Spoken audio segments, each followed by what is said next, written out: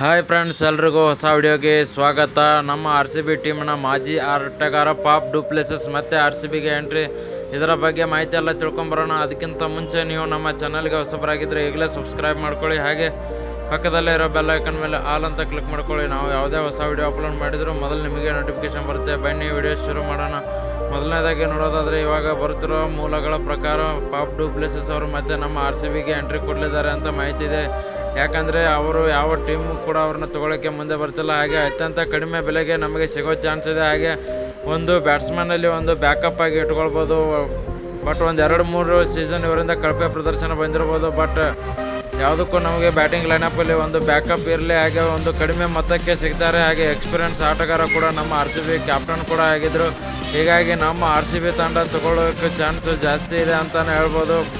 ನೋಡೋಣ ಮುಂದೆ ಏನೇನಾಗುತ್ತೆ ಅಂತ. ವಿಡಿಯೋ ಇಷ್ಟ ಆಗಿದ್ದರೆ ಲೈಕ್ ಮಾಡಿ, ಶೇರ್ ಮಾಡಿ.